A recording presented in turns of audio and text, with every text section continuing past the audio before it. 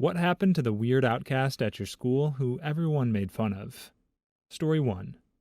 In middle school, the school nerd was this kid, let's call him Jean-Luc. It was a rough school, predominantly Latino and black, and here's this gangly, awkward white boy with glasses and an enlarged esophagus. So he was always foaming around his mouth and smelled like dirty clothes. His teeth were always grubby, and his hair was always overgrown. He routinely just acted weird and didn't have any friends. Fast forward post-high school graduation. He and I had gone to separate high schools, but he lived in the same neighborhood as some of my friends, so I would occasionally run into him. He had taken to wigger style, which was really cringy. This overweight, awkward white boy, same glasses, same foamy mouth, same terrible lisp and poor social skills, living with his parents. By this time, it was apparent that he was slow, so to speak. I have a cousin who's also slow and made the mistake of inviting Jean-Luc to a party where he got caught pleasuring himself in a back bedroom and then lashed out at everyone when they made fun of him, eventually turning a knife on someone, and the police were called. Fast forward to about 2 months ago, I was hit up on Facebook by some guy with a Latino name who said he was Jean-Luc and wanted to reconnect with me. I checked the photos, and yep, it was him.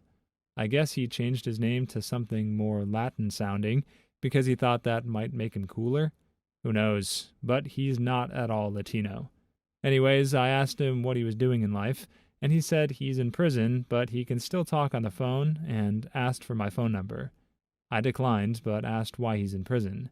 He didn't answer. But in his Facebook pictures, there's a series of pictures where he clearly had had the tar beat out of him. So my guess is that he got in a fight that ended badly for someone, and he's going away for a while now. Story 2. I wasn't the weird outcast, but I was never super popular.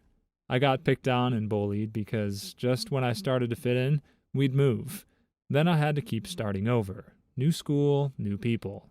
Kids weren't as accepting of new people as they are nowadays in my experience. Anyway, I ended up dropping out and went to Job Corps, got my good enough diploma, and have been through various jobs over the years. Dealt with massive anxiety and depression. Through a series of very fortunate events, I now work at my youngest son's elementary school. I have various things I do there, from lunch cashier to reading tutor to 8 students. I volunteer in several classrooms, helping the teachers with whatever they need. I assist in running a food pantry once a week out of the cafeteria, and I just started an after-school Lego program with a small group of kids that focuses on building relationships with each other and teamwork while utilizing Lego. I'm working on going to school to get some certifications. I need to become a preschool assistant next year, and then I think I'm going to go for some degrees to someday have my own class. I feel better than I have in my entire life. I'm making a difference in people's lives. That probably saved my life. Reading this thread kind of made me sad that so many stories end badly, or, well, ended at all. I just turned 40, and it took half my life, but I'm finally beginning to live. I read something a while back that really gave me inspiration to keep doing what I'm doing. Be the person that you needed when you were younger. I started doing all of this because I wanted my son to have a better experience than I had. Now I'm doing it because all the kids deserve to have that chance. I don't know about the wording this OP uses, but I'm pretty sure that "be the parent you wish you had" is a line from the Diary of a Wimpy Kid movies. I can only seem to find OP's version on cheesy macro images on Facebook, so I have no idea where it actually originates from. In any case, that's always a pretty good rule of thumb. The most important thing a lot of kids struggle with is feeling seen. The weird outcast kid is often either a bit of a loner because they think they have no choice, or they do weird things because it's the only way they can think of to gain attention. Helping kids realize that it doesn't have to be that way is a vital component of both socializing them and educating them emotionally. Story 3. He passed away in a fire. It was sad. I wasn't friends with him because our schedules didn't sync up, but my best friend had some classes with him, and they were buddies. The outcast didn't do anything weird. He just had really long hair, thick glasses, read Harry Potter all the time, and was super poor. His parents had some family staying in the backyard in a camper. They had daisy-chained a bunch of power strips and extension cords. It caused a fire in the house. The mother, father, and older brother got out. When the outcast didn't come out, his older brother went in after him. They both didn't live. They found the older brother collapsed at his side. It's interesting. When he died, it became trendy at school to pretend he was your friend before he died. Everyone talked about how they missed him and how he was such a good friend. Even the people who would mercilessly tease him. Most of these kids went to the grief counselor too. Everyone deals with grief differently, and maybe they felt guilty they treated him like garbage, but they still continued to ceaselessly make fun of my friend who was his buddy. So I don't think they really actually gave a crap. Story 4. Reminds me of Tyrone. None of his classmates liked him because of his stupidity, especially his teacher, who was always yelling at him. "You're driving me insane, Tyrone." One day, Tyrone's mom came to school to check on how he was doing. The teacher told his mom, honestly, that her son was simply a disaster, getting very low marks, and never had she seen such a dumb boy in her entire teaching career. The mom was shocked at the feedback, and withdrew her son from school and moved out of Detroit, relocating to Cleveland. 25 years later, the teacher was diagnosed with an incurable cardiac disease.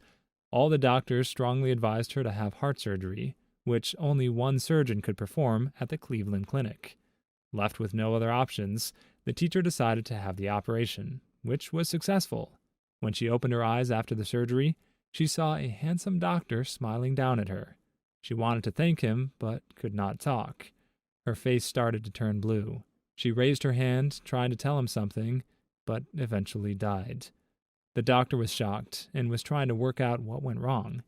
When he turned around, he saw our friend Tyrone working as a janitor in the clinic, who had unplugged the oxygen equipment in order to connect his floor buffer. This sounds like an urban legend, or like the kind of story you used to see all the time in those old school email chains. If this really happened, it would be odd to end it where it ends. You'd think there would be some kind of consequence for Tyrone.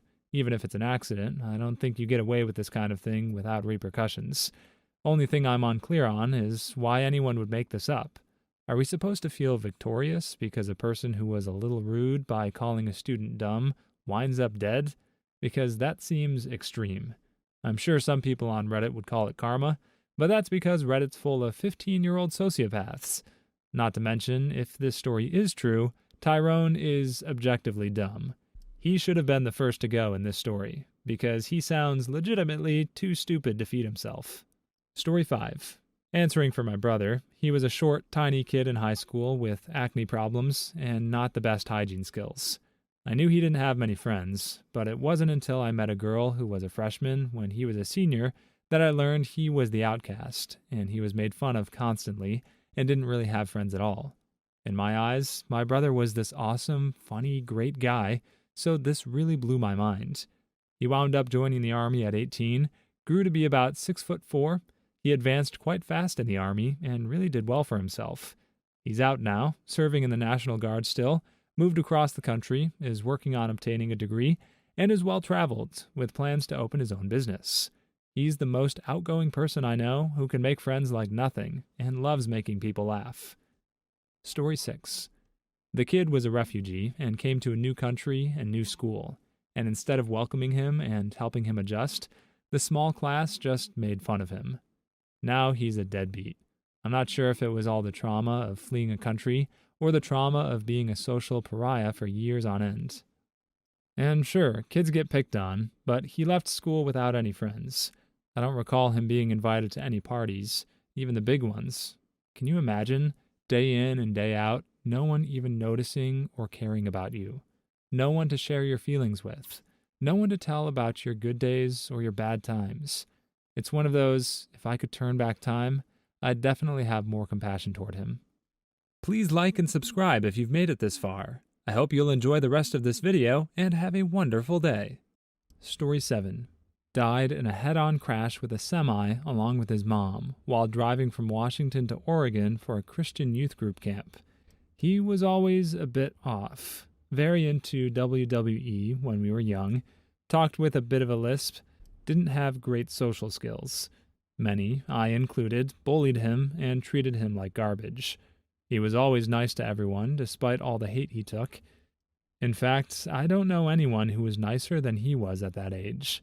When he died, everyone pretended they were buddies and nice to him and everything. I couldn't bring myself to even go to the funeral. I didn't feel like I deserved to pretend like I was important to him or whatever. It felt disrespectful. I try to pay my respect to him by remembering to treat people kindly. This is the second time a story like this has come up. It's unfortunately a very real thing, and you'll sometimes see it long after you leave school. It doesn't just happen with the people that get bullied either. Sometimes people simply gossip behind someone's back who they hate, yet when the person passes away, those same gossipy mouths can't stop singing their praises and talking about how great they were. Just admit that you hated the guy and move on. It's not like you have any chance at actually becoming friends now, but you can at least be truthful and potentially willing to change if their passing actually affected you at all. When people lie about it, they fool far fewer people than they think. It just makes them look dishonest on top of everything else. Story 8. A kid I knew in middle school was weird, really into baths, warts, etc. He seemed nice, and we all egged him on to do the wolf man. Then he would growl and snarl and make weird faces. He also barely talked, and when he did, it was murmurs. He was thought to be the weird kid, but nobody was ever mean to him or made fun of him. He sought to just accept and embrace it as a class. A few years later, after going to different high schools, I heard he got expelled for biting a kid. I can only imagine how that went down. Story 9. I made friends with her in school because I knew it sucked to be alone and different. I was exposed to mentally handicapped people since my mom worked at a care facility and cared for them. 12 years later, and we kind of stopped talking and led our own lives. She tells me she got married and thinks without the friendship we had, she wouldn't have the confidence to do a lot of things she's done and doing now. I don't talk to her anymore, but she's happily married, holding a steady job, and had a kid last time we talked. Story 10. He doused himself in gasoline and lit himself on fire when the popular girl he asked to prom declined. He survived, barely. It's been about 15 years, and he now is unemployed and lives with an emotionally abusive woman twice his size who cheats on him constantly. His life hasn't gone so well. Story 11. I was the weird kid. There were stranger and more mentally off people than me, but I had no friends and was bullied quite a bit. Girls would date me as a joke with their friends to see who could break up with me in the worst way possible. But I graduated early, saved up money, moved a state over, met my wife, and got married 3 months later. All of this happened within the year I graduated. I'm moving to Europe soon to be with my wife. I'm going to free college in Europe, married to a very beautiful, amazing Euro babe, and studying law. I'd say that the pain and suffering I was put through finally ended and helped me become a better person. That breakup game is one of the cruelest things I've ever heard of, and also sort of intriguing, to the point that it's hard not to feel a little ripped off by this OP for not telling us who won and how. As for the ending, it's honestly difficult not to harbor some doubts. I'm not saying this didn't happen, although it's hard not to at least entertain the idea, but marrying the first person you get entangled with after just 3 months feels just a bit maladjusted. The mentally ill guy in the previous story, whose hippo wife keeps cheating on him, sounds like he probably went for the first person he could find as well. And look how that turned out for him. Just because things sound good for this OP now, doesn't mean they'll stay that way. Story 12. I was the kid who was bullied a lot in school, while also being abused at home. Tried to commit seppuku a couple of times. Didn't work, obviously. Now that I'm almost 18, stressed out of my mind, working a fast food job, going to school, and doing theater, I'm losing my hair and a lot of weight from the stress and exhaustion. But I still have a whole life ahead of me. I have a boyfriend who treats me well, and I'm looking into a career in musical theater. So all in all, I'm healing, and I'll get there someday. Story 13. I started working customer service thinking it'd help me build up my social skills. Fast forward 10 years, I still work in the service industry, have great social skills, but also hate everybody, am broke, and want to die. Story 14. I was that guy. I wore a black trench coat, combat boots, and all-black clothing freshman year in high school, 1990, and was teased by both the jocks and the slackers. My first period math teacher would heap insults onto me and accused me of cheating. I dreaded school and never wanted to go. Never really had any friends in school, and I was too awkward to try and make any. I attempted seppuku a few times, but was a failure at that.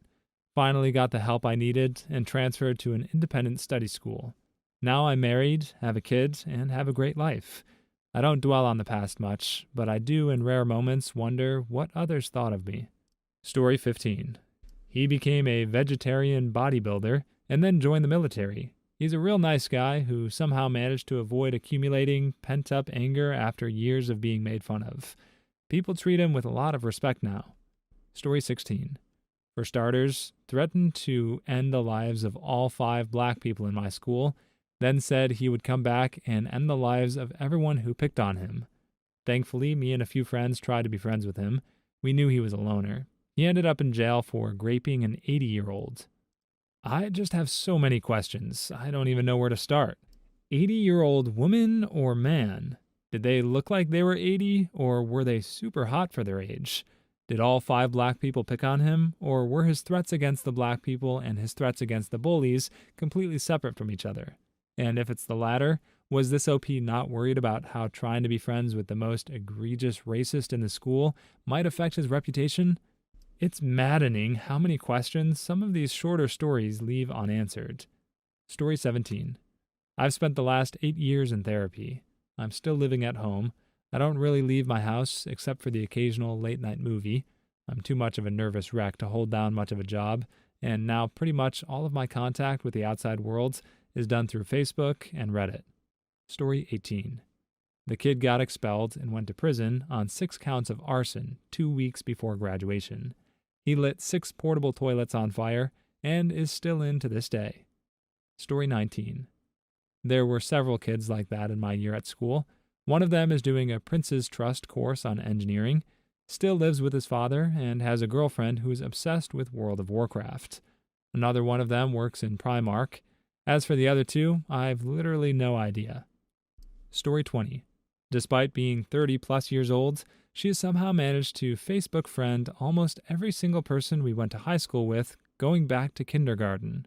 Not entirely positive what her age has to do with it, but that's actually pretty impressive. Either she must have been buying yearbooks nearly every year, or she must have about the best memory out of anybody in the world. There are people I met last night whose names I can't remember. Anyone who can remember back to kindergarten earns my respect. Not for actually adding them, though. Who the heck cares what their best friend from kindergarten is doing? If the 2 of you still have anything in common, then you need to see a therapist about some very, very arrested development issues. Please leave your stories in the comments. I'd love to make a video of them in the future. Also, don't forget to like and subscribe.